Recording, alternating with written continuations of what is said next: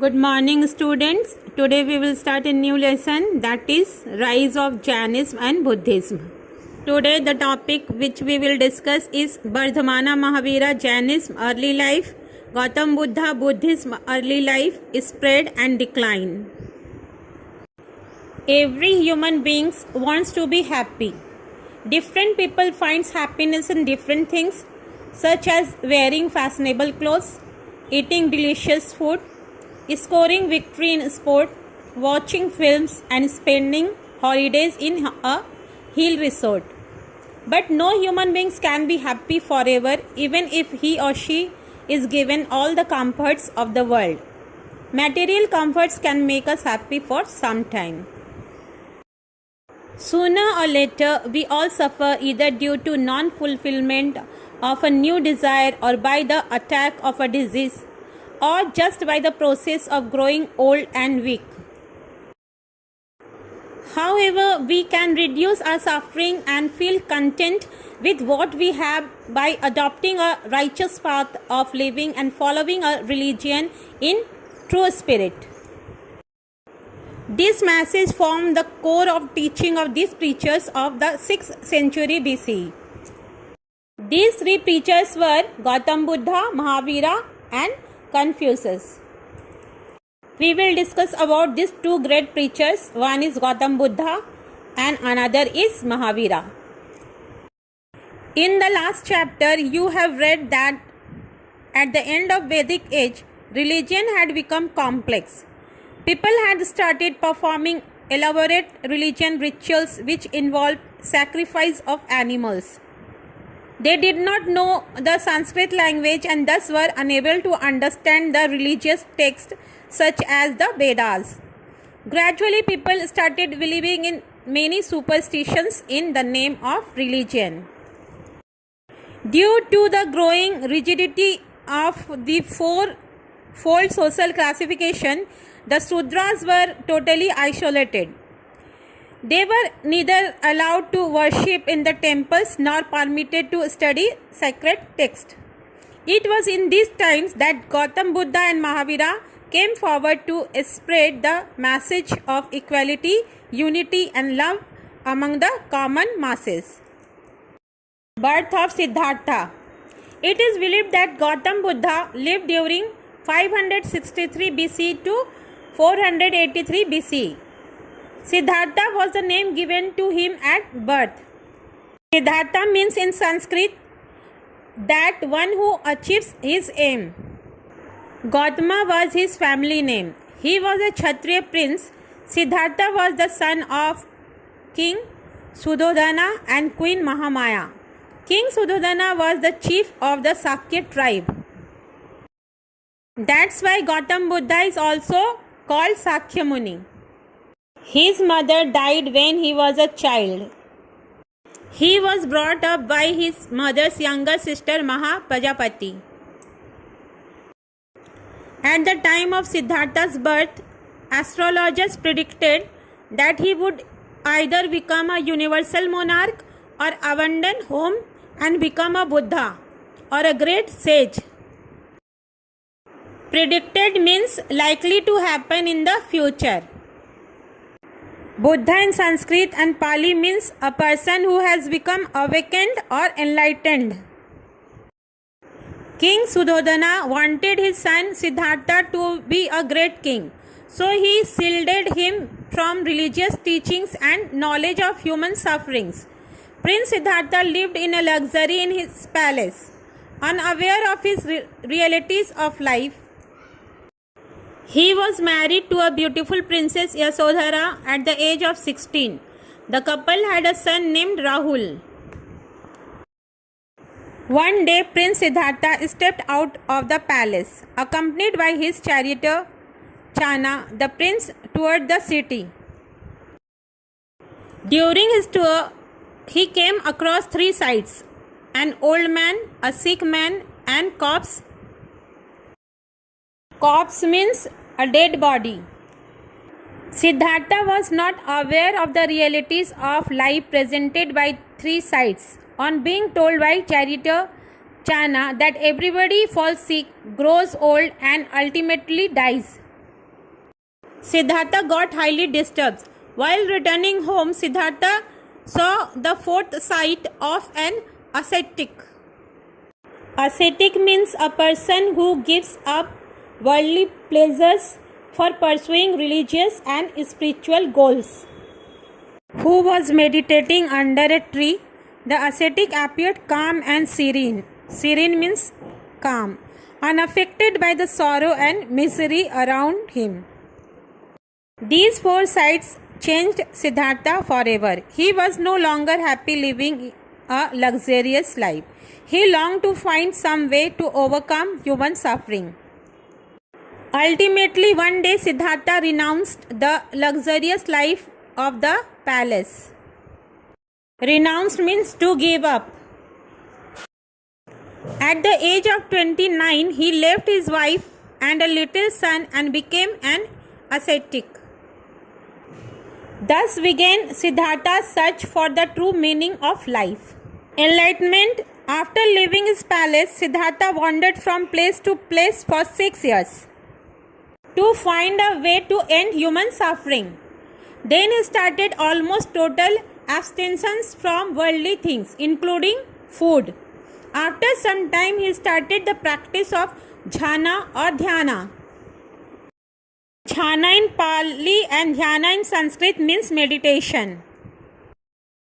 He also discovered what is called the middle path or way, a path of living with moderation. It means one should neither be obsessed with luxurious nor should be discard all worldly possession. Later on, the middle path concept became a guiding principle of Buddhism. One day Siddhartha sat down to meditate under a peepal tree in Bodh Gaya in present day now Bihar. After meditating for 49 days, Siddhartha attained enlightenment. At that time his age was 35 years. From then onwards, Siddhartha came to be known as the Buddha or Shakya Muni, means sage of the Sakya clan. He had now found the way to overcome human suffering. The peepal tree under which Siddhartha attained enlightenment is known as the Bodhi tree or the tree of wisdom. The Mahabodhi temple in Bodh Gaya marks the place where Siddhartha became enlightened or witnessed the truth. After attaining enlightenment, the Buddha went to Varanasi. There he gave his first sermon to his first 5 disciples in the Deer Park in Sarnath. He revealed his 8-fold path leading to Nirvana. Nirvana means moksha, state of being free from both suffering and the cycle of birth and death. The core of his sermon means speech was that all sorrow and suffering of human being arises due to non-fulfillment of their desires. One should therefore strive to eliminate desire and attain nirvana or moksha. For the next 45 years, the Buddha with his disciples traveled far and wide in India, teaching people how to overcome suffering. People were impressed by his sermons and tried to mold their life as per his teachings. When the Buddha got parinirvana or passed away in 483 BC, he had a great following. Teachings of Buddha. The Buddha did not say anything about the existence of God. He disapproved the sacrifice of innocent animals and performance of elaborate rituals in the name of religion. He was against the fourfold caste system in which Sudras were treated badly. The Buddha stressed on good conduct to lead a happy life because he believed that the deeds or karma of people decide their destiny. His stress was on inculcating in people the values of honesty, non-violence or ahimsa, obedience and respect of elders. The middle path of Buddhism stresses on living a balanced life. The main elements of the Buddha's philosophy of the middle path are the 4 noble truths and the 8-fold path or the Ashtangika Marg. Four noble truths. The four noble truths are: first noble truth, the world is full of sorrow and misery. Second noble truth is the main cause of all our sorrow is desire. Third noble truth is we need to overcome desire to avoid suffering. Fourth noble truth is desires can be overcome and nirvana can be achieved by following the eightfold path. The aim of eightfold path or Astangika Marg is to build a man of good character. The eight elements of this path are right thought, right belief, right speech, right action, right living, right effort, right knowledge, right meditation. Sacred literature. Among the earliest sacred Buddhist literature are the three books called Tripitakas, which contains all the teaching of the Buddha. These are Sutta Pitaka, Vinaya Pitaka or Abhidhamma Pitaka. The Jataka tales, which are stories about the previous birth of the Buddha, also form part of sacred Buddhist literature. A major reason due to which Buddhism became highly popular among masses was that the Buddha himself first practiced what he preached. Before teaching the people to follow the middle path, he himself followed the middle path. Buddha preached in simple language in Pali, so he attracted many people. King Ashoka and King Kausala also helped in the spread of Buddhism. Sangha and Viharas. The Buddha established viharas or monasteries and a community of monks called Sangha for the propagation means increase in number of his teaching. The monks lived as per his teaching of the Buddha and also propagate his ideal among the masses. With time, the monasteries became the center of education and learning. Division of Buddhism. During the rule of King Kanishka, Buddhism is split into two sects. One is Hinayana and another is Mahayana. Hinayana means lesser vehicle and Mahayana means the greater vehicle. The Hinayana Buddhists consider the Buddha as a preacher, while the Mahayana Buddhists treat the Buddha as a god. The Mahayana Buddhists also perform rituals while worshipping the Buddha. Buddhism remained at the height of its glory for many centuries. Then it began to decline due to the following reasons. First one is lack of royal patronage, revival of Hindus under the Gupta dynasty and split of Buddhism into two branches. Jainism is considered one of the oldest religion of India. Jainism is also known as Jain Dharma or Shraman Dharma. Jain religion takes its name from the word Jinna, which means victor or conqueror of the self. Jinna is also the name that is given to 24 great teachers of Jainism. They are also called Tirthankaras or Arihants. First Tirthankara was Rishabdev, who was also known as Adinath. The 23rd Tirthankara was Parsvanath.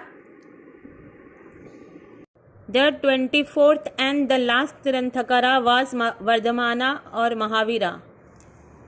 He laid the foundation of an organized order of Jain religion consisting of monks and nuns. Jainism stresses on conquering the inner enemies by human beings to achieve the liberated state of supreme beings. Jainism outlines the path to become a Jinna. Jains believe that every soul is divine and has the potential to becoming a Jinna. Life of Mahavira. Mahavira was born as Vardhamana in 540 BCE at Kundalgrama near Vaisali in present-day Bihar. Scholars do not agree on the exact date of birth. Vardhamana was a Kshatriya prince born to Siddhartha, Raja of Kundalpura, and Queen Trishala. Vardhamana later came to be known as Mahavira, means Maha means great and Veera means hero. Like Gautam Buddha, Mahavira did not find happiness in the luxurious of his palace. He left the palace and became a monk at the age of 30. For 12 years, he spent his life mostly in meditation to conquer his desires. He starved himself for a long period. In the 13th year, Mahavira attained spiritual knowledge and became enlightened. The enlightenment is known as Keval Jana. After this enlightenment, he came to be known as Jinnah. Spreading spiritual knowledge. For 30 years, Mahavira traveled from place to place teaching people how to feel contented and spiritually happy. Mahavira organized them into different segments, namely monk means sadhu, nun means sadhvi, layman means Ravak, and lay woman means Ravika. He spoke in Prakrit, which was the language of the people. A large number of people became his followers. Many even gave up all possessions and became monks and nuns. In 468 BCE, at the age of 72 years, Mahavira left for his heavenly abode by fasting unto death in Pavapuri. It happened on the day of Deepavali, the festival of light. Of Mahavira. Departing from the highly ritualistic Vedic religion, Mahavira made religion simple and easy to follow by the masses. The main points of Mahavira's teaching are Ahimsa, no caste system, karma and moksha, three jewels or the threefold path. Ahimsa. Mahavira did not believe in the existence of God. He also did not favor a religion based on rituals. Mahavira believed in Ahimsa Paramo Dharma, which means Ahimsa is the supreme religion. He taught the people to love all and not harm any living beings, small or big. No caste system. Mahavira rejected the division of people on the basis of caste. He treated all people as equal. Karma and moksha. Mahavira said a person remains in the cycle of birth and death because of his or her karma, means actions. He considered freedom from this cycle or attaining moksha as the ultimate goal of one's life. According to him, moksha could be attained by anyone, rich or poor, a Brahmin or Sudra. Those who attained moksha were called Siddhas. Three jewels or the threefold path. Mahavira taught the moksha could only be attained by following the threefold path or three jewels of Jainism. The three jewels of this path are right faith, means believe in truth, right knowledge, means understanding what life is all about, and right conduct as per right faith and right knowledge. Popularity of Jainism. Jainism became popular among the masses because it did not involve complex rituals and was easy to follow. Its sacred text was written in Prakrit, the language of the masses. Several kings also extended their patronage to Jainism by adopting it. They encouraged Jain art, architecture and literature. Many Jain temples were built. Among important Jain shrines in India are the Dilwara temples of Rajasthan. Located near Mount Abu, these temples were built between the 11th and 13th century AD. Gradually, the Jain got divided into two sects. One is Digambara and another is Shwetambara. The followers of the Digambara did not wear any clothes. They followed the original teaching of Mahavira. The followers of the Shwetambara wore white clothes. They did not believe in living a hard life for attaining moksha. Decline of Jainism. The decline of Jainism began centuries after the passing away of Mahavira. One reason was the growing complexity of the Jain religious order called Sangha. There was also discord of interpretation, means reforming of the doctrines, means belief preached by the Tirthankaras. All this led to loss of patronage by both the ruling class and the masses. Jainism also faced competition from Buddhism and Hinduism. Now your topics gets over. You do these question answers in your history notebook.